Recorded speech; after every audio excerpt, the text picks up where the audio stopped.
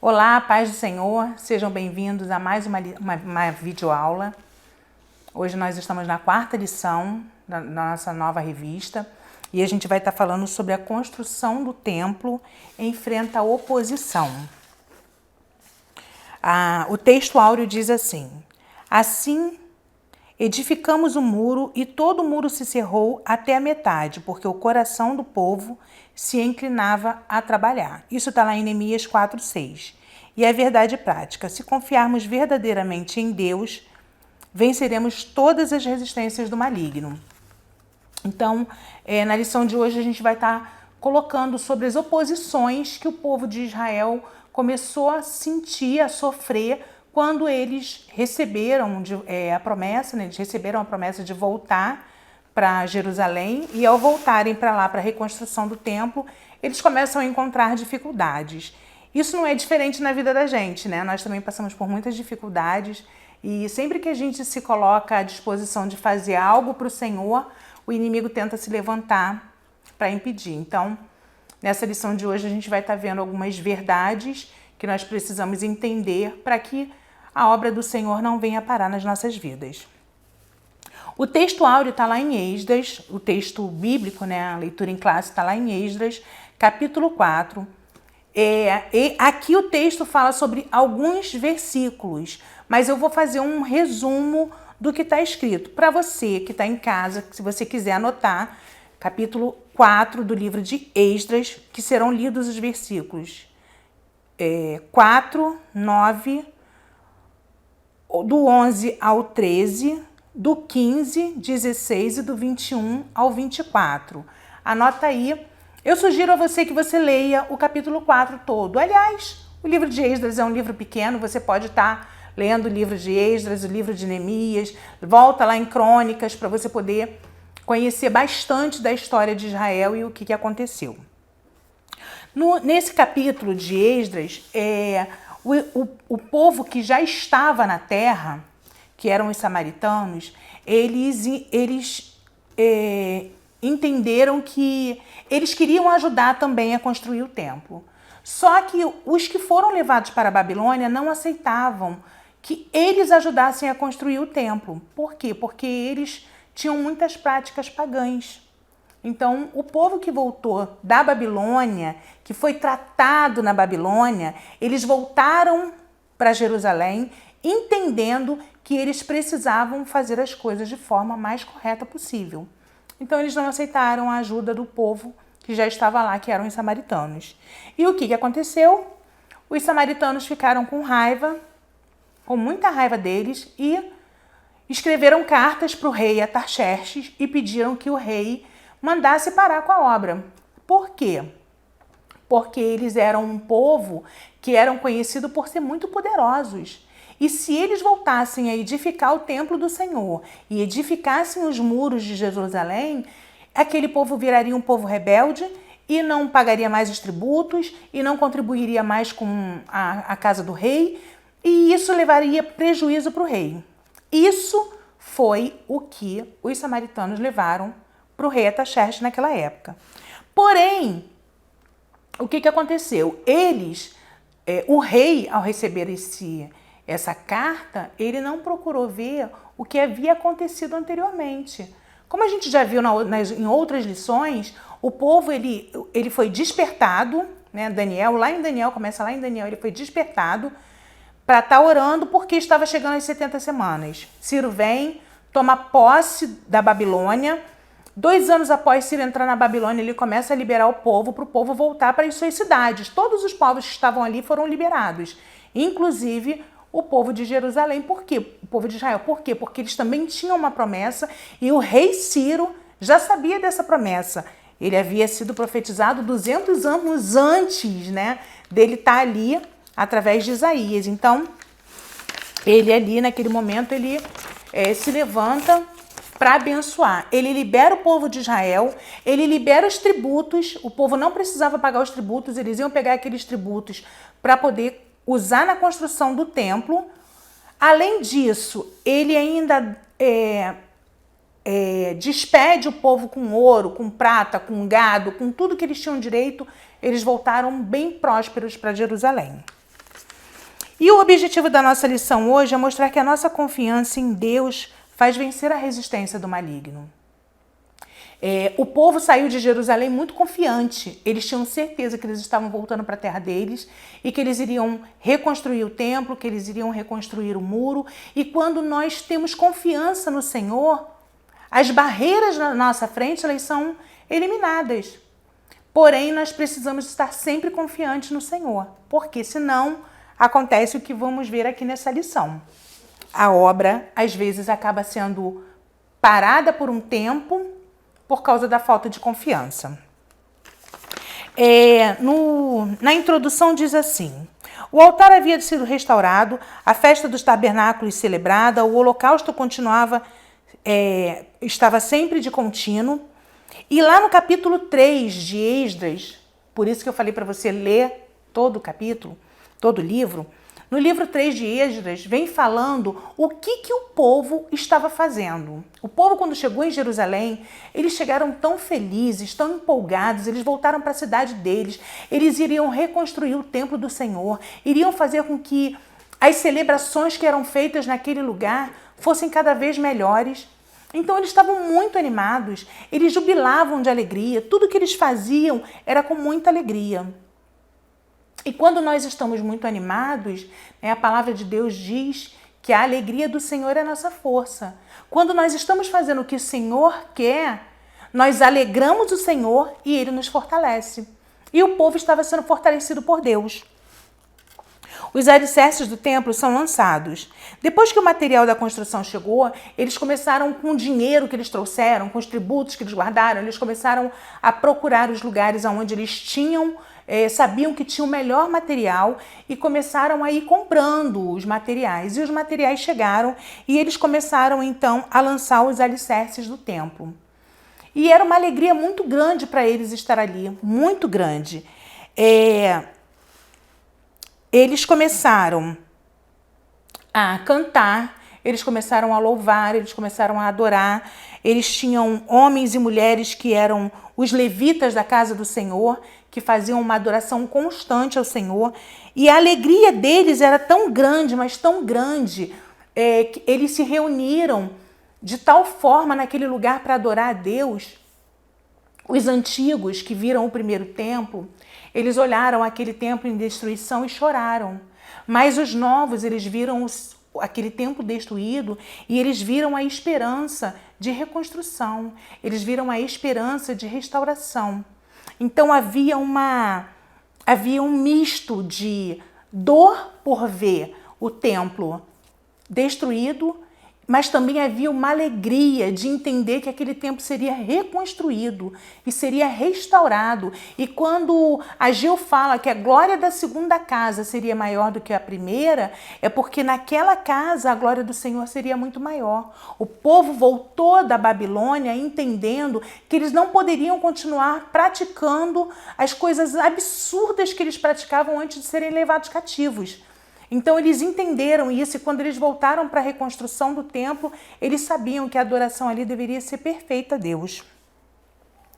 A reedificação do templo. A reedificação do templo foi resultado do despertamento que veio através de Ciro. Ciro, ele foi usado por Deus para estar liberando o povo, nós já vimos isso algumas vezes, e através desse despertamento, o povo ele voltou para Jerusalém e começou a reconstrução do templo. Hoje nós entendemos que o Espírito Santo ele está dentro de nós. Quem é o templo do Senhor hoje? O templo do Senhor hoje sou eu, é você.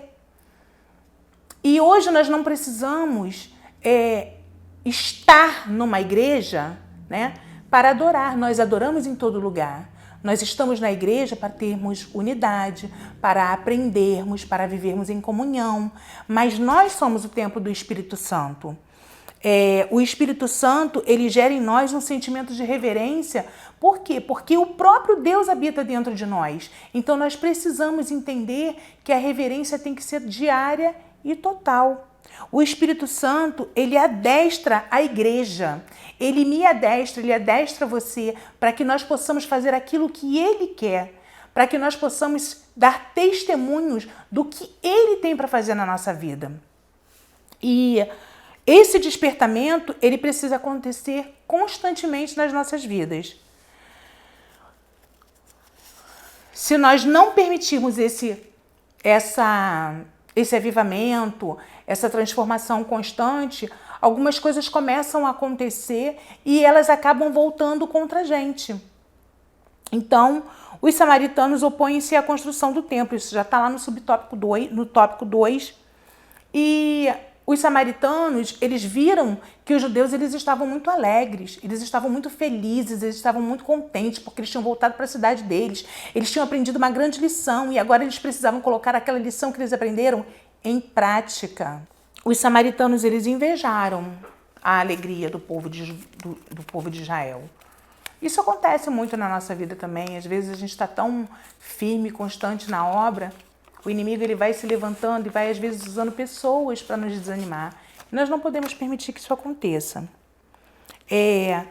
O problema dos samaritanos é que eles eram pagãos. Eles conheciam toda a lei de Moisés. Tudo que eles precisavam conhecer da lei de Moisés, da lei de Deus, eles conheciam. A diferença é que eles não praticavam. Então, os judeus que voltaram da Babilônia sabiam por que eles tinham ido para a Babilônia, porque eles se corromperam. Mas Deus queria um povo limpo, Deus queria um povo que adorasse somente a Ele. Então, quando eles voltaram para Jerusalém, eles não permitiram que os samaritanos fossem ajudar eles. E isso fez com que os samaritanos ficassem com muita raiva deles. O que eles fizeram?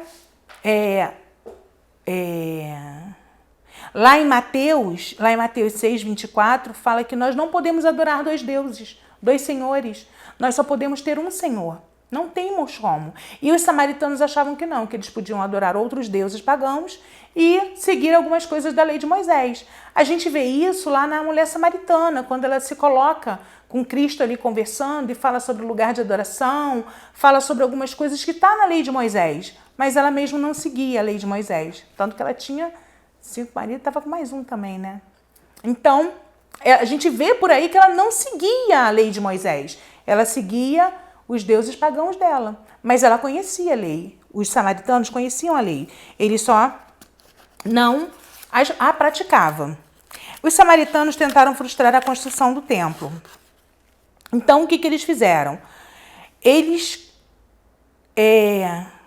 se levantaram e foram falar com o rei para que o rei pudesse parar com a obra. Por quê? Eles estavam com ciúme, eles estavam com inveja. Eles queriam fazer parte daquilo ali, mas eles não podiam. Eles não tinham esse direito por servirem a dois senhores. Quando nós nos envolvemos nas coisas de Deus, nós precisamos ter consciência que nós não podemos ficar servindo a dois senhores. Nós precisamos escolher um Senhor e segui-lo. Que de preferência você possa escolher o Senhor Jesus para seguir e para fazer aquilo que Ele tem chamado você para fazer.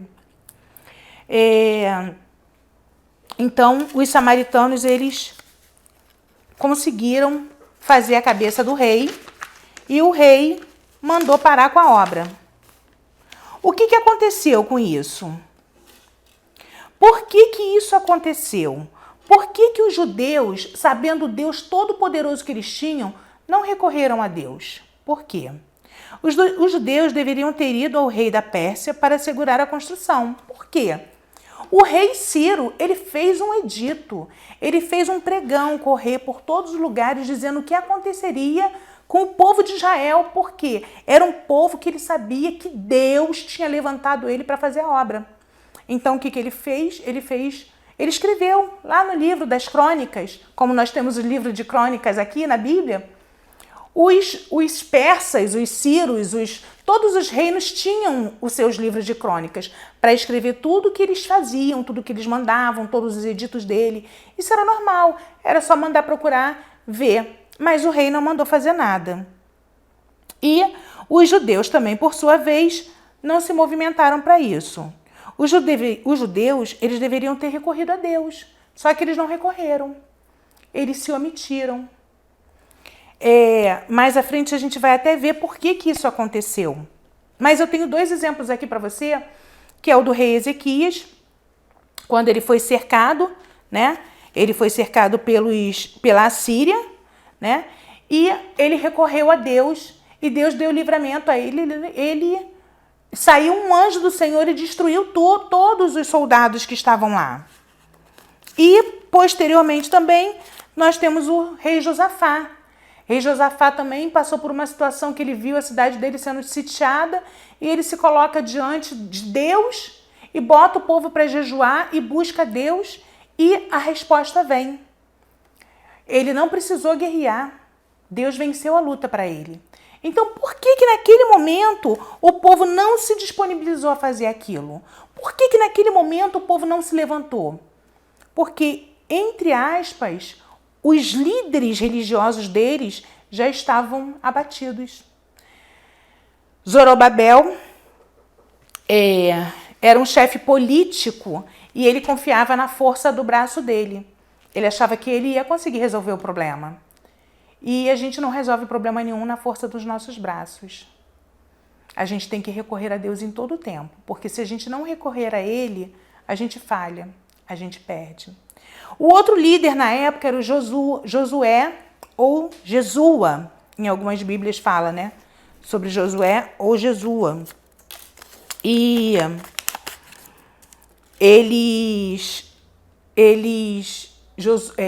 em Ageu, em Zacarias também, vai falar que ele já estava com as vestes manchadas. Ou seja, o homem que era para ser o sacerdote puro e santo naquele lugar já estava com as vestes dele manchadas. Então, o que estava acontecendo com o povo? O povo já estava entrando numa apostasia. Logo após uma grande alegria, logo após um grande... eles tiraram as vestes de cinza e colocaram óleos de alegria na cabeça deles, mas ao mesmo tempo, aquilo ali já foi entrando numa apostasia, o sacerdote já não estava mais tão íntimo de Deus e o povo começou a ficar apostatado. Por isso que quando veio a ordem para parar a obra, eles não reagiram. Eles não tinham força porque o espiritual deles estava fraco. Você precisa entender que se você buscar pela sua vida espiritual, as outras áreas da sua vida elas vão se fortalecendo.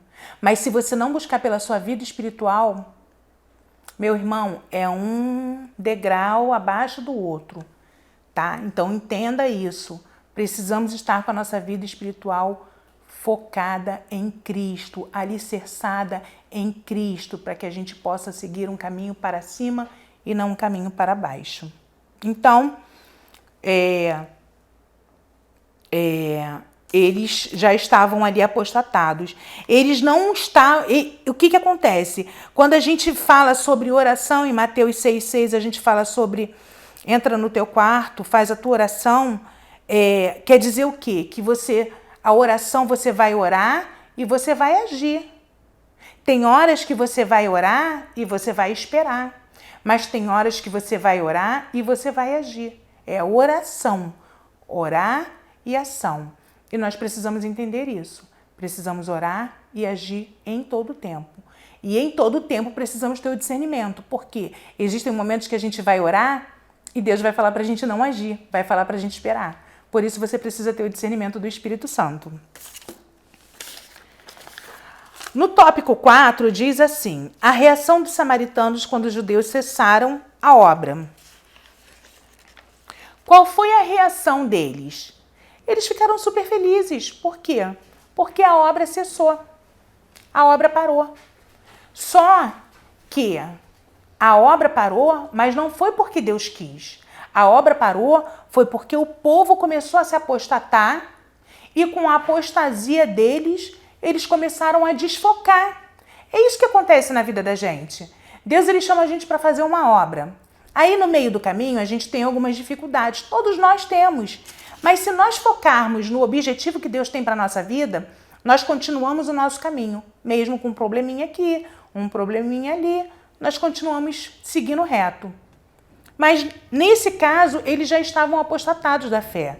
A tristeza alcançou o coração deles. Eles não tinham mais alegria. O que era alegria para eles se tornou um grande desânimo. Por quê? Porque quando a nossa vida espiritual começa a apostatar, até o que é bom fica ruim. Nós precisamos estar atentos a isso. Às vezes Deus dá oportunidades boas nas nossas vidas e a gente perde por quê? Porque a gente está fraco na fé, então a gente não consegue ver que aquela oportunidade, mesmo que com algum obstáculo, vai ser bênção na nossa vida. Eles começaram a ficar muito desanimados, eles se sentiram humilhados e entristecidos com o que aconteceu, e eles não tinham um líder que falasse assim, não, eu vou lá e vou ver o que está acontecendo. Às vezes nós podemos não ter um líder que possa nos direcionar, mas se nós tivermos a direção de Deus, não tem como a gente errar.